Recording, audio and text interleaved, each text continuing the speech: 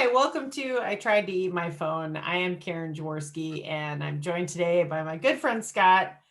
And we're going to start off a little bit of fangirling about Notre Dame football this year and how awesome that is. So, okay, let's talk about the Clemson game. How awesome was that? It was amazing. It was amazing. But what did you tell yourself before, during, and almost at the end of that game? You're like, we're pretty mediocre. Somehow we're in this game. I'm going to have to figure out how to explain to my friends the team's still bad. Can't win the big one. Well, but at the end of the day, when I watched that game back, I was like, you know what? That was a great effort. This is a pretty darn good team. I don't think we've seen a team like this in a while. I think they're starting to put it together. I feel like not to use kind of a old lady phrase, but they're scrappy. Like I feel like they're really like the grinders. This is a good team. Like they're really I feel like this team is falling under the guidance of Kelly better than other teams have been in the past. Like I feel like they're suited for his style of coaching, it seems, this year. Yeah. I think maybe after 11 years, you finally get a bunch of players together that can pull off your magic. but this is the thing that I think is fun to explore is like, why do we care that much? Like what I don't know if you remember, but I would love to hear, what you were thinking the day you stepped on campus. But like when I got to campus, I was like, we're part of something great. Like this, you go to your first football game and you're like, we're supposed to win this thing. And there was this whole aura of like being a champion and all of that. And you just sort of like, it's funny when like anything in life, when you set that high bar of expectation, it's permanently there. Like you don't really ever get to say, well, you know what, I really don't care anymore. I don't expect it. And it's kind of a curse. Yeah, no. So, I mean, I grew up in a household where, Ed went to Notre Dame. My dad went to Notre Dame. Right. And then my mom went to Purdue. And so my mom is always like, she has constantly said, you people, this is the Notre Dame crowd, you people. She's like, you people, you have this expectation that you're supposed to be this good every year. And she's like, I mean, this was I think the first time she said it was during a time when Purdue couldn't even get their own students to come to their games. And they would I think there was one time when they like were auctioning off or raffling off like a car to get the students to come to the game. They're like, if you show up to the game, like you have a chance to win a car. Right. But so she comes from a different perspective with that. She's like, you people, you just get so upset when you're even like remotely less than like awesome. But there is this expectation there. I think there's, a handful of schools in the nation that's kind of the bar is set to that level. Yeah, and it extends beyond football, right? I mean, you kind of feel like you're part of something special, and maybe it's because you're in this bubble, and like everything contributes to it. You're in this bubble in the middle of South Bend. You don't really want to leave the bubble because there's not much to do outside the bubble anyway. Right. So you got this tight knit group of people, and they're all sort of like have this thing in common, and it's part of the culture that everybody's sort of into that, or at least most people. Mm-hmm. And I just always wonder, like, if I went to another school, which I was considering Santa Clara, that would have been number 2, which would have been great. I mean, like I go there now and I look and I'm like, what a cool place to go to school. Like this, I think of the other stuff, like, like. And then I went to South Bend for 4 years. Yeah, I mean, it's not cold. The city's fun. It's great. But, I just wonder what, I would have had a certain amount of pride in the school, but not like that. And I think it's mostly a great thing. But I do believe people look at us and they go, like your mom, you people, I think there is some of that going on, but yeah. I don't know. I like it. I think, but something about the football is like, I've got to tune in every week and I've got to tell myself that we should win. And it's a lot of times it just causes a lot of stress. Well, yeah, that's what I have had moments where I'm like, why do I care this much? Like, honestly, this is like, it's how many other things are going on in people's lives that this is now you married probably a lower rung. You married someone who gets it. So that's nice. Yes. And well, I will say this was funny when we were watching the game. I've always told people, I'm like, people talk about having teenagers and I'm like, oh, we have a teenager and she's lovely and she doesn't, argue with us and she's very pleasant and wonderful. But when the Clemson game was going on and we went into the second overtime and John and I were being pretty loud in the basement, we were like, oh, and she came downstairs and she said, can you guys keep it down? And I wanted to be like, first of all, have you met your grandfather? Yeah. Because there might be times. Can you imagine where I grew up? Like every Saturday there was you just yell at the TV. Yeah. That's what you were supposed to do. There might be times in your life when we can keep it down, but this is not one of those. Yeah. Because we went absolutely bananas. We were just like, it was so back and forth and and even this past weekend with BC, I mean, obviously there's some history there for us. Yes, there there's a little like clenching of the teeth when you're watching those games. Yeah. Because of the experience that we had in 93. And it was like, okay, are we going to get through this? That taught us to, our freshman year was more or less a year, maybe except for one game where we didn't meet expectations, but it was a successful year. And you're like, okay, this keeps the mojo going. Then you get into 93 and you're like, holy crap, man, we're the best in the world. This is going to be amazing. That BC game in 93 was really meaningful for me because number one, it was just so darn fun. But then I had a whole bunch of people visiting. I had my brother out visiting. Did you really? Okay. And we probably talked. I'm sure we were talking, about it during this time. But I also had a couple of BC guys staying in my place in our dorm room. I mean, it became incredibly awkward at the end of the game. We had to go on back there, and they were pretty classy about it. And I was like, dang, really? Like, no way. So, but we're all good. And the thing is, Linda, she's not that into sports. She's into it to the tune of like just being a fan of the UW, but she just reminds me like, hey, look, dude, you gotta take a little chill here, and you gotta have some sane person like on the outside going, hey, wait a minute, like this is not normal. It's normal in a small circle, but yeah. Anyway, I know we don't have anyone like that. I mean, like I said, our 14-year-old maybe is the one who's like, take a step back. Yeah. But yeah, well, and I think too,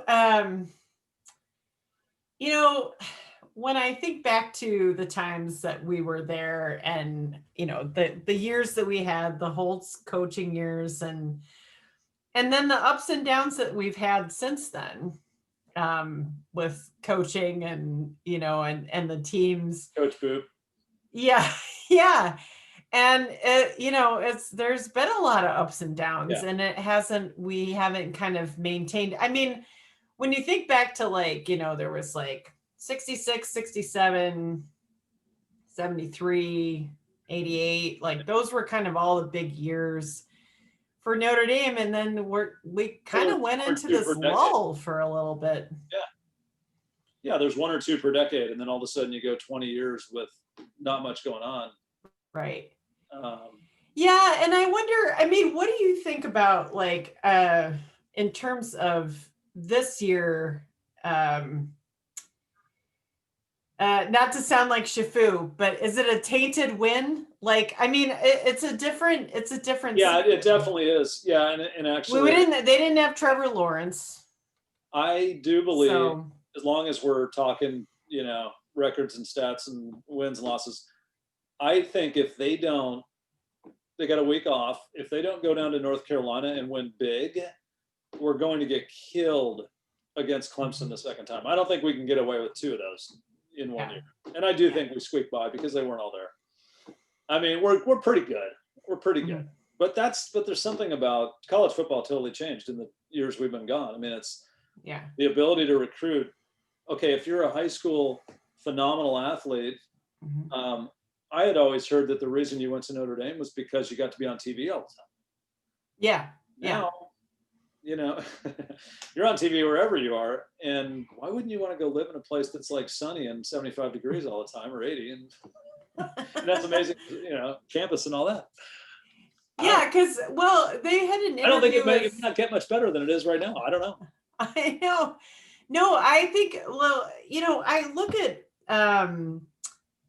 one thing I think that's beneficial for us is I feel like Ian Book's style of play is kind of quintessentially Notre Dame play. Like the way he executes the plays feels like old school Notre Dame type football. And I don't know how to necessarily qualify that. Give me someone, well, as long as you're going there, who's he in the mold of? Boy, you know, I mean, they've compared him to Joe Montana, but I don't, I see that a little bit. I need, you know, to go back and watch the Joe Montana playbook a little bit more, but I mean, I do have that sense of like, I feel like he's kind of in that mode of, you know, I think he picks generally the right play for what's happening or whatever team they're playing. Like, I feel like he has a sense of that. So yeah, I like his style very much. He doesn't frustrate me. I'll say that, because there's been quarterbacks in the past where I've been like, really, this play again? Because it didn't work the last like 15 times that you did it. Right. So, you know, because I'm such an expert, but no, but I'm not either. Yeah. But I feel like I'm never frustrated watching him. Like, I feel like he's like, okay, I get what he's trying to do here. Yeah. I don't know if you have that sense too. I get that sense. It's fun to watch him.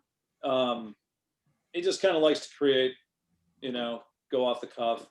Mm-hmm. And so it's like every time when I turn on the TV, I'm like, we've got a chance to win this game. I mean, there's really no game that you would ever watch these days where you wouldn't say, we're at least, you know, positioned to win it. I mean, I guess, you know, you could have a 30-3 loss to Clemson, you know, when you think you're going to be more competitive. But in general, I mean, it's like, you know, he's got the chops to play well against any team. But I also think they finally got a bit of a supporting cast around him, so he doesn't have to do the whole thing himself, which is a big problem in the past. So I'm you know, and I'm trying not to trying not to overthink it. In the past, I've just been like, okay, we got this game next week. What am I going to do this week? And get ready. Going to watch some, you know, read some articles, get ready for the game. These days, like, the weeks are kind of happening so fast, and you know, we got the kids stuff, and we got everything going on. So, all of a sudden you're like, oh, it's Saturday, like, right? Oh, wait, okay. And now you can record everything anyway. So, you know. Yeah. But I'm like, you know, I look forward to it. I think it's kind of fun again. Yeah. And I hope it lasts for a couple of years. You know, it is good. I feel like we've joked in the past, like there were years where we were doing the Lenny and Squiggy, like every time they would come on and be like, oh God, how bad is this gonna be? Yeah. And this year it just feels like, all right, okay, I think maybe we could do this. And that's a kind of a fun feeling. I think Kelly too, I feel like he found his zen a little bit like a few years ago. I don't know if you've noticed his trajectory. When he turned over, well, you mean with coaches or just turning over the duties to other people? Yeah, turning over the duties to the other people, and kind of like he just kind of went from this place of like purple face guy. He got he's not so purple anymore. Yeah, he's kind of found his like vibe, and it seems to have worked well for the team, I feel. I mean, I think he's spoken to that into some interviews too, where he's like, yeah, I just realized, you know, that wasn't working, and for me or them. Let me ask you something. what was your kind of go-to game day routine when you were back there? Oh boy. Do you remember? Well, honestly, John and I were just talking about this recently. Like I worked a lot. Like Kara and I both did catering for the work study program. And so we would like get up at like 6 a.m. and go over, because they would do like the I don't think, yeah, it was like alumni event or something. Yeah, like Saturday mornings they would, or for lunch, or sometimes they would have like a linebacker lunch type thing. Friday, then there were events on Saturday. So I just remember working a ton of those. You busy all the way up until game time? A lot of times, yeah, or either that, or my folks came down for most games when I was there, and then would tailgate. So I would get up early. Oh, so they'd have a little spot in the parking lot? Yeah, so I'd get up early and go meet them and hang out there. And Rebecca and I would get up and walk over and meet them, and my mom would have stuff for breakfast, and we'd stand outside the back of the conversion van and eat food and talk with them and like hang out. So that was kind of the routine. And then senior year, I would go hang out with them and then be at the game. And then I'd always have to leave the game a little bit early, because then I would generally be working at senior bar afterwards. Oh, senior bar. Yes. Oh man. We just had a senior bar Zoom. I got all my great beers.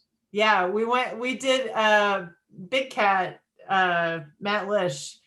He and I were talking, he did one of the interviews, and I said, oh, we were joking. We were like, oh, we should do a senior bar Zoom. And I'm like, I'll set it up. So we did, which was really fun. There were several of us. Why did that shut down? Did that shut down after we left? I don't know. It turned into, I think they kind of did it as like a corporate type buyout thing. And then too much. I don't know. I've never been back there, honestly, since then. Like, I still have my staff for life card, which means I'm supposed to get free beer there and stuff. Like, I don't know if that would go. I don't know if they'd accept that anymore. I don't drink anymore anyway, but I was like, yeah, I'm like, I don't know if that would. I had some of my best memories at senior bar, mainly because it was so close and convenient. And then you were there, and every time you'd walk in, I'd just be like, cup, pitcher, like beer. That was one of our topics. Was we were talking about. They probably lost so much money. I mean, they were probably trying to find ways to stay. Larry, the guy that ran it, was always like, you can give away however much beer you want, but do not give away hard liquor. So, wow. Which was funny, because there were times where several of us would be like, someone would be like, oh, can I have a gin and tonic? And we're like, here's a pitcher. And we just pour gin and tonic into a pitcher and then just hand it to them. And then they just put whatever they were going to spend into the tip jar. So that was a great place to work. It was really fun. But it's probably the highest salary I've ever had in my life. I went on to work a life of non-for-profit work. That's perks. So, but that was fun too, because what was great is when the football games were happening, we had a lot of the alumni would come in, for the liquid lunch on Fridays. Yeah. And then come in on Saturday and stuff too. And that's where, I got to serve like Regis Philbin and Dick Vitale and like a lot of like ex-football players and stuff like that. It was really fun, like to meet all these different people and really cool. Like Regis Philbin, nicest guy in the world, absolute nicest guy. He would come in and he would ask for a drink and we would serve him, and he would Regis Philbin. Yeah, he would talk. He would sit down and talk to us. He was like the grandpa. He was awesome. Cool. So, we would do random things before the game. If we ever got up in time to go tailgate somewhere, we would just find some random tailgate. I mean, there was no real routine for us and our Ken and the gang over at our dorm. But after the game, there was a consistent routine. So if we won the game, and only on wins, we would go and we would find, they have those little vendors around the stadium and everything, and popcorn and candy apples. So after the game, if we won only, we would go get the candy apple. And then forever, like, I don't really care about candy apples that much, but like now, if I ever see a candy apple vendor, I just want to go buy one. And just because of that, and we just punish ourselves and not get one if we lost. Which thankfully wasn't too often back then. We have to pass on the candy apple today. Sorry. Yes. Can't do it. That's hilarious. I love that that was your reward for. Yeah. Did you go to the candlelight dinners? That was John and I were just talking about those. What was that? The candlelight dinners, yeah. They were like football weekends. The dining hall would have like a fancy dinner type thing. Yeah, I'm sure I did. Yeah. Every meal I ate was at the dining hall. Yeah. I know you guys were all fancy over at North Dining Hall there. You had the pasta bar, and John and I have had several conversations about. I was like, we didn't have the omelet bar and it's pretty slick fancy stuff that you guys had over there. So do you think that with COVID this year, one other thing that's very poignant within the NCAA like football realm. I mean, there's teams are constantly like games are being postponed and then coming back on. And then, Pac hasn't played till this last weekend was like or a couple weeks ago. What do you think this means in terms of a season? Like, do you feel like this has... Do you mean like if you look back, does it count? Kind of. Oh yeah, I don't think it counts. Yeah. I mean, I really don't think it counts. I think it's kind of nice for us to win some games, but like when Ohio State at 3-0, everybody really wants to rank ahead of us because they're probably way better. Yeah. And we're 8-0, and it's like, it just doesn't. It feels weird. Mm-hmm. But I think they'll try their best to get to the end, to get to the finish line, and have they'll have a tournament of some sort. And but I wonder. I mean, are we going to make it to the end without Book getting COVID or somebody? I don't know. I mean, it's like it's a crapshoot. So it's fun. I don't know. It's been fun. Yeah. It's kind of like that bright light in the middle of a little bit of just depression generally, with COVID and everything. Just kind of like, okay, this is cool. We got that. Well, I think anything that we can have these days that provides a sense of normalcy is a huge thing. And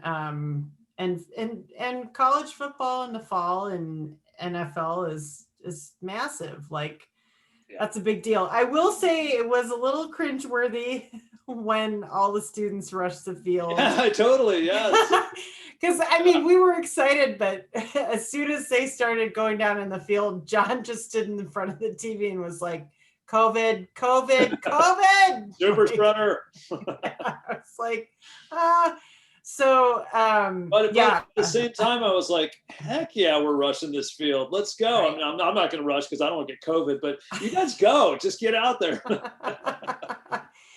Well, and they said too, it wasn't so much when the students rushed the field, it was the parties that happened afterwards later at night that were the main issue. I wonder what it's like to be on campus these days. I mean, do you know? Are they actually? Well, are they trying to have little pods or something? Like, how can you do this with college students? No, I have to tell you, I've thought of you because Jen and I were talking about this back when they were kind of starting to go back to school. And I said, how do you do this in a college setting? Because it's, shared living quarters, shared bathrooms, shared, everything. Right. And when I said shared bathrooms, all I could think about was how you used to call the bathroom in our dorm, the handicrapper, because it was that one bathroom that was like kind of over towards the side. I don't know. I think you had gone in there one time. Yeah. Oh. I feel like you coined that. Maybe you and I did. Shafu, maybe. Yeah, but but I was like, but there, I mean, to think about the close quarters that exist in a college atmosphere. Yeah, like a long hallway, like alumni hall, where you got like, well, most halls, you know, you got all these people everywhere. I mean, and are they testing? Like, is it free testing anytime you want one? You just walk on up and get it, or what? I don't know. And I do know, I mean, Kara sent me a screenshot of the letter that Jenkins sent out after the game, and that all the students all had to be tested before they could, I think before they could leave after this semester or something, like they had to get a COVID test. So I'm not exactly sure how they're running that. It's got to be a little strange in a way to get a letter from Jenkins about being careful COVID for going after. Yeah, I mean, everybody makes mistakes, and he, you know, I think he realizes that now, but sure. But that's COVID doesn't care. Yeah. COVID just doesn't care, you know. It doesn't care who you are. It's all about, like, yeah, what do they say on the commercial now here these days? Like, you know, COVID loves excuses. But I think yeah, it's got to be really tough to run a university right now with, you know, trying to mitigate, like, because people, and to think about, you know, people going home or going to a job or going to a party, and then they're coming back to the dorm. And I mean, think about the proximity that we were in when we were there. This can't work. I mean, I was saying there's no way you're going to keep it from massively spreading, but it hasn't really, I mean, it hasn't been a huge problem for every school. I mean, I'm sure there's some schools, and I don't know about Notre Dame, but I mean, that's the hardest part about this, is like, you know, you think you have it figured out, and then it's like, it's fine here, but then cases are ramping up like crazy. Yeah. Like, where is that? I don't know where it's taking place. And so then it makes you paranoid if you're like at all concerned about it.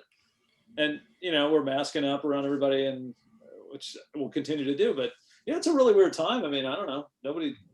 This is the first time any of us have lived through it. So yeah, well, and you know, with the football teams too, I mean, I think like you know, the central component of sports is like the teamwork and togetherness, and kind of, you know, it's a family kind of thing almost. And so when they're in that environment, like, you know, you watch them on the sidelines, and sometimes the masks are off, and sometimes they're on, and sometimes they're half on, and they're patting each other and hugging each other. And, you know, so, I mean, there's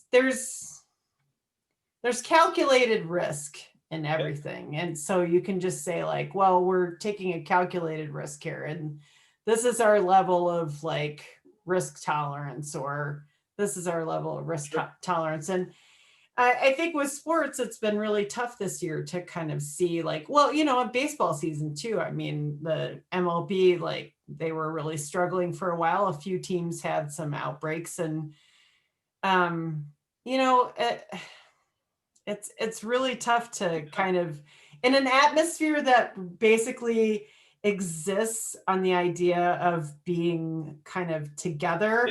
Yeah, for sure. Like, well, and okay, tell me this.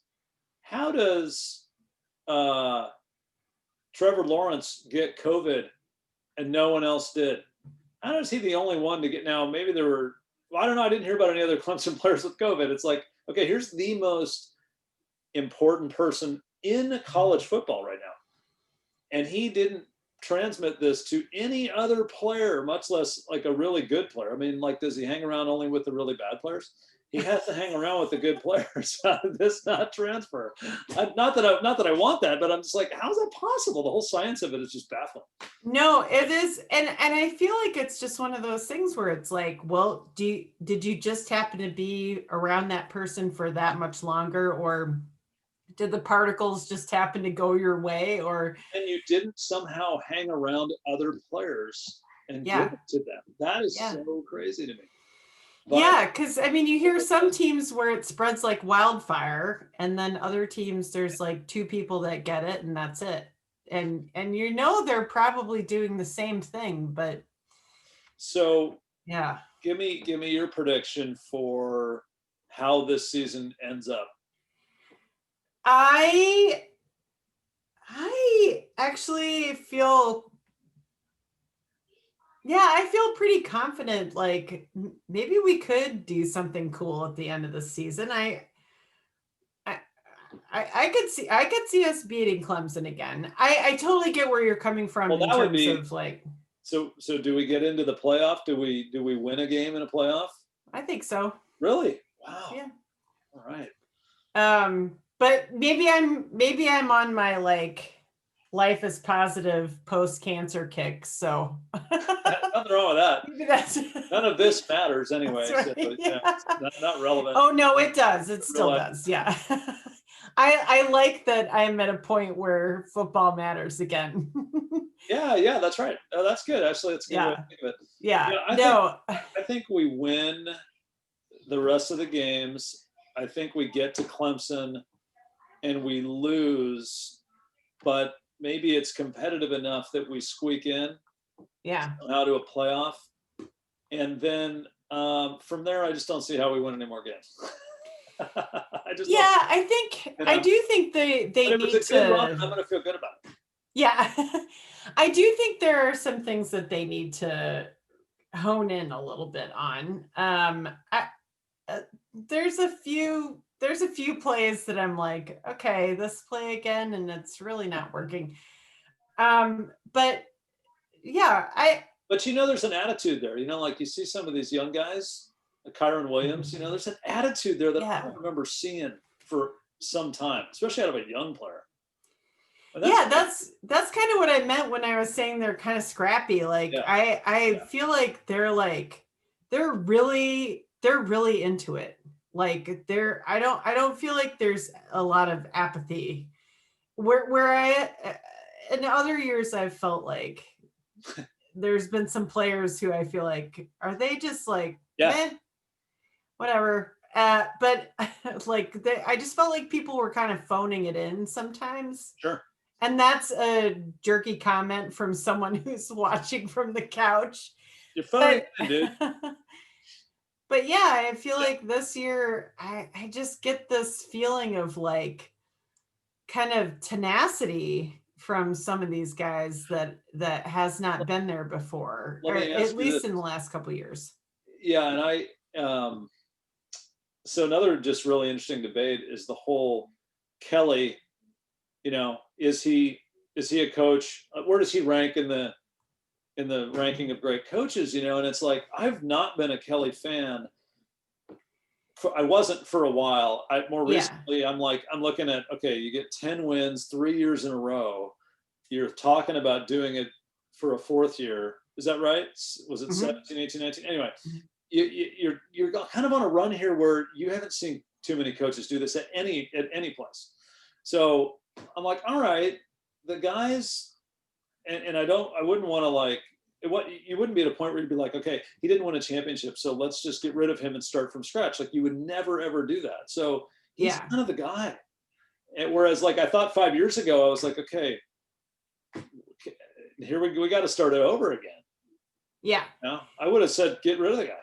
I think, like I said just a little while ago I feel like he had this turnover a couple of years ago where he just kind of like, he totally changed his attitude about how he dealt with the team, how he dealt with himself and his life. I think he even at one point said he started meditating. And that's noticeable on the sidelines for him. I mean, he still gets fired up, which, appropriately at times. I mean, there were a few calls this weekend where I was like, what? But so I was not hugely into the Kelly coaching dominance the first couple of years. Right for a while there, yeah. I felt like he was kind of trying almost almost sort of overpowering the team, like kind of into submission. It didn't seem to be, there wasn't a cohesive relationship there. I felt that he was trying to do things that he wasn't able to do with the players that he had on the field. He just didn't have the team. And I don't know when he'd ever executed that before. He'd had some good seasons before he came to South Bend, but I don't know. I was just like, this is not going to work.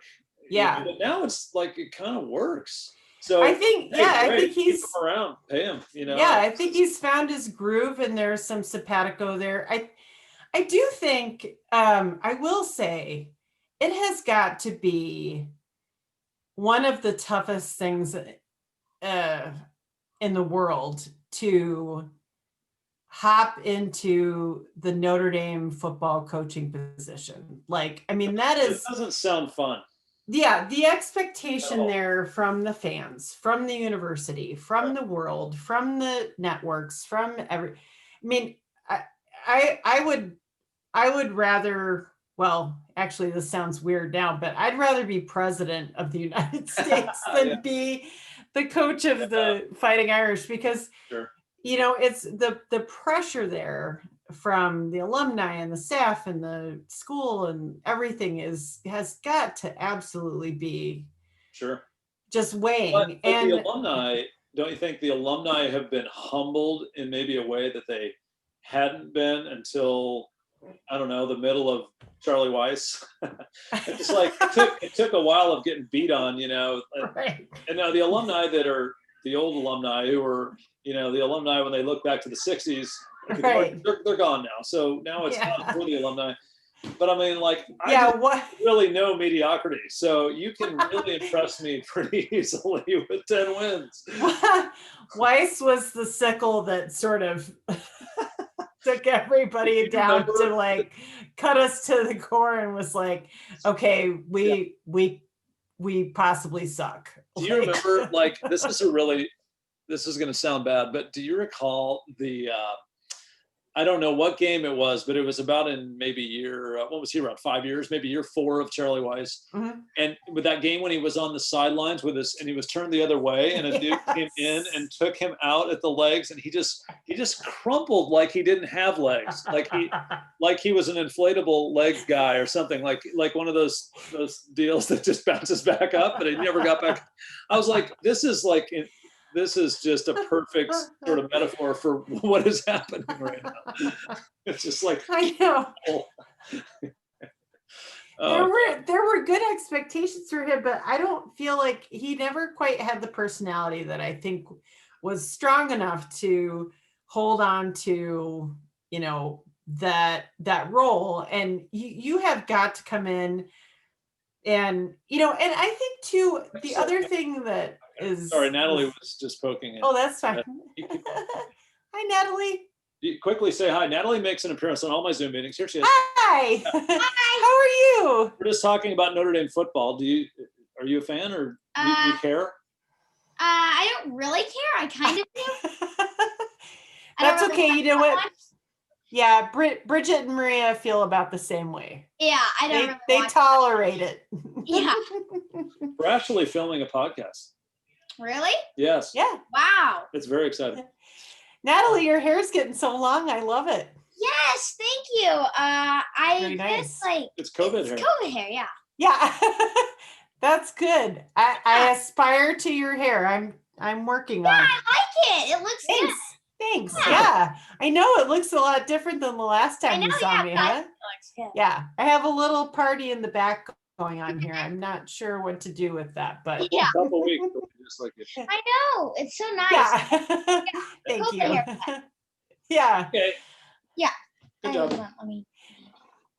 I'll tell Bridget and Maria that I saw you. We can't wait until we get to see you guys again. I know. It's been like, I don't like it that we have to go down in a more COVID lockdown.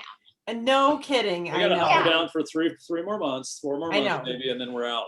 Well, I'll tell you that all of you are the first people on our list to see. Yeah. So, okay. Yeah, we are. We're gonna have a good time. We'll do a big celebratory pizza night when we'll have celebrations to go all like out. You've never seen. Yeah. I love that. Okay, we're just gonna finish up. Bye. Yeah. Okay. And She bye, Natalie. bye. One of the funnest things about she's getting so tall. Oh my gosh. I know. One of the funnest things is that this all the work meetings, especially, have gotten real casual. So Natalie just pop on in, say hi, it's just great. And I just love to chat with her, and then off she goes. So that's great. I love that. That's the girls too with school, like we're always kind of, because I'm working from home, and then so we kind of pop in on each other's calls sometimes, and the kids in my classroom will be like, hey, like to Bridget and Maria, they're like, hi. Or the dog walks through the video. Yeah, there's all, It's anything so with Kelly though, real quick, so I will say that I agree with you. Those first few years, I was like, not sure about like where this is going to go with him. But one thing I think that's really tough about Notre Dame is they're so quick.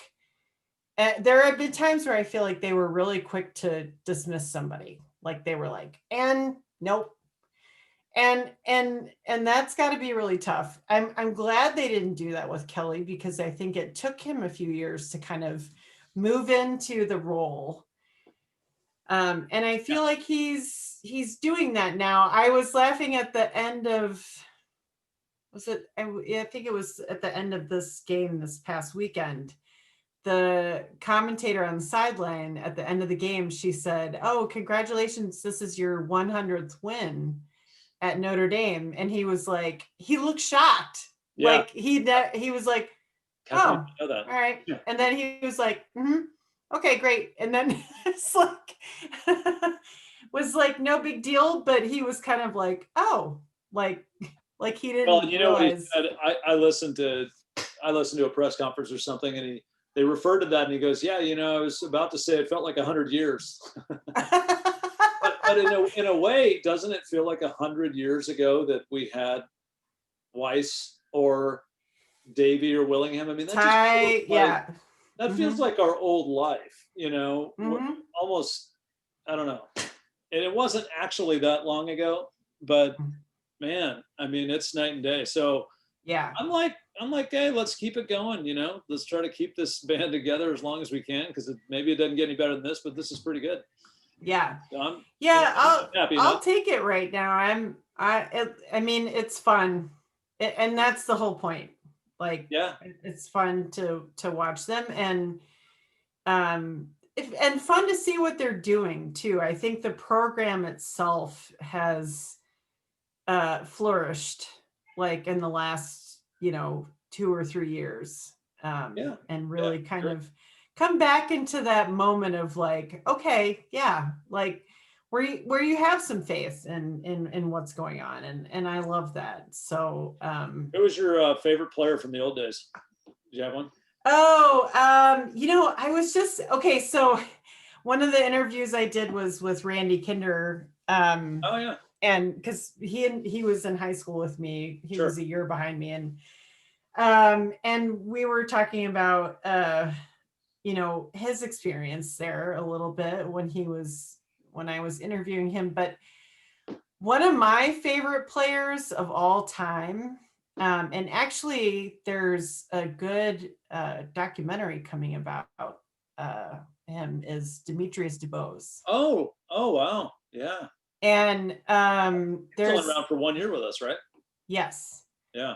And I just remember being absolutely fascinated with him as a player, because first of all, he had a vertical leap that was like unbelievable. I mean, I just remember how many times he would go up in the air and I would be like, how can someone jump that high? It was amazing. Around here, right? Wasn't he from Seattle area? Yes. Yeah, he was. Huh. And so yeah, and I think John was saying, so whoever the guy is, I'm blanking on his name, who is doing the documentary, was in our class. Oh, wow. Anyway, I'll send you some information about that. Sure. But yeah, Yeah, and but no, I remember thinking he was an amazing player. And I always liked watching Derek Mays. I thought he was great. So good. I forgot he was so good. He was another player that was just smooth. Yes, yes, effortless. Yes. So those would be from our time period there. Those would be some of the people that I would say, I was like, wow. Yeah. They're just not even just in football, but just their athleticism was like remarkable. So who would you say? Yeah. Do you remember Lake Dawson? Yes. So yes. He he lived in the dorm down the hall, freshman and sophomore year. So okay, yeah. We were in the same dorm. So he must have been a junior when we were freshmen. I was going to say, was he 1 or 2 years older? Yeah. Yeah, and I guess maybe it was sophomore year we ended up being on the same floor or something. So, so we got to see them. And Lake and Clint Johnson was his, the other receiver. Lake and Clint were roommates and lived down the hall and everything. You didn't see a whole ton of them. They were gone for football a lot. And they were pretty quiet. But Lake every now and again would like take the shirt off and then do a handstand and walk around the dorm on his hands. and you're like, oh my God, this guy is just an incredible human. But he had some good games. I guess he played pro for 4 or 5 years or so, but he was from Federal Way. And I didn't know anything about Federal Way at the time, but I don't know. I always thought that was kind of cool to have seen this guy, but Derek. Well, you were in the towers. That was where most of the athletes lived, right? Were, there was a lot of those guys scattered around. So, good times. Yeah. I think too, who was the guy that was, he was like second string quarterback when we were sophomores. So not, I'm blanking on who was our quarterback. I know, I sound like an old person. I'm like, what was his name? Like, Well, McDougal was the quarterback, was the main guy. But wasn't Paulus already there at that time? Yes. Wasn't Ron Maybe Paulus? That's because he came in, broke his collarbone. He was in our dorm. And, Paulus was okay. Yeah. Right. So Paulus was backing up McDougal, and then he took over the next year. Okay. But well, that right there, and nothing against Ron Paulus, but he wasn't meant to do what Holtz was trying to do with him. Yeah. I'm not sure why Holtz recruited the guy. I mean, he couldn't run at all. He wanted every quarterback to run. Right. And I think he wanted him to be more like Meyer or something. But that was kind of the peak. I mean, that was it. I mean, everything was kind of in reference to that point. Yeah. But I did like Ron Paulus. Remember how much hype there was around him? Like back in the days when you didn't have the internet and you didn't have all of this stuff. Man, he was like, you knew who Ron Paulus was, and he was like the most highly recruited quarterback ever. Yeah. Yeah, and and now that you mention it too, I was thinking, there was such a disconnect there in terms of the coaching style and what Powell's could do. And that I wanted him to be successful, but he was okay. He was all right. But we had got 4 years of that. Yeah. I some of those games I just think, well, and we always talk about, that Penn State game, the Snow Bowl game. Oh yeah. Those are memories that I have that I'm like, all right, that's what sports were all about. So and we all have vivid memories of a game or two, and so the Snow Bowl, I remember being up. Maybe we were sitting near each other, but we were up kind of in the freshman section, way up high in the end zone. Like in the corner. All on that 2-point conversion, seeing the pass, but then before the pass was even caught, I'm pretty sure the whole section, like somebody tackled somebody and they were already celebrating. And then I was just under a pile of people and I'm like, what happened? Oh my God. So then we go back and it was so cool because it was snowing, it was fun and everything. And we win the game. So then we go back, and I don't think we charged the field because we were so high up, there would have been no way to get to the field less than an hour or something. So we go back to the dorm and we watch it again because I was trying to like, what the hell happened? We got to see this again. Well, somebody had recorded it on a VHS tape in one of those like one single unit that had the VCR in the bottom of it, like TV. Yeah. And so they had recorded it. So we watched it back in this guy's dorm room. It was awesome. It was so great. Like it's just 1992 technology. That guy probably thought he had like a kick-ass, awesome entertainment. I know. John's buddy Jimmy McHale, he did an interview with me, and he said something about I sent him the link to it, and he said, "Oh, it's so weird watching yourself on tape." And I said, can I just tell you that I love that you just said on tape. Like that's so like kids these days look at us like we have three heads if we said, well, I taped it. Like, wow, I had never really thought about how antiquated that sounds now. Like, have you ever told anybody that you're in the movie Rudy? I'm not in Rudy. You're not? No, sure? Donahoe and Rebecca. No, you're in Rudy. So you did go to the game. Oh, well, yes. Here, right? No, that's, yeah. No, the girls have seen it, and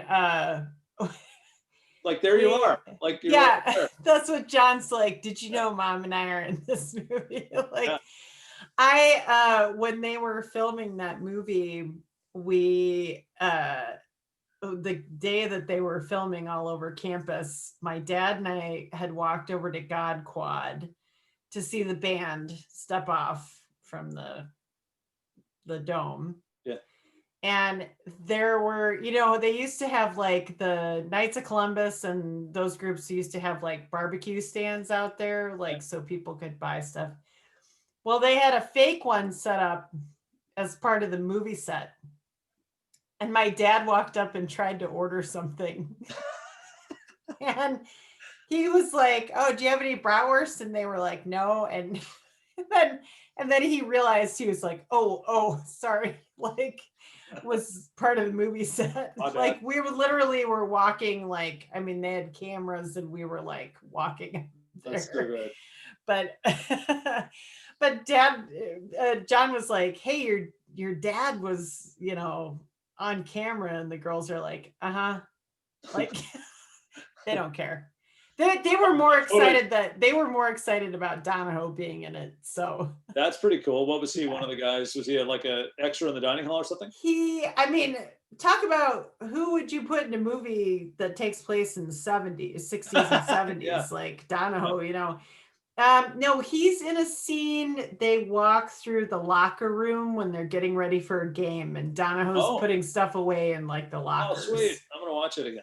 Yeah. And then, of course, Rebecca is like handing out mail in the first, when he goes up for the first time to get his, they filmed it in O'Shaughnessy. Rebecca, and she's, yeah. Oh, wow. Yeah, Rebecca Boucher. So because she and I went over to the Stepin Center. They had like where you could go and submit your photo and stuff and to be an extra in the movie.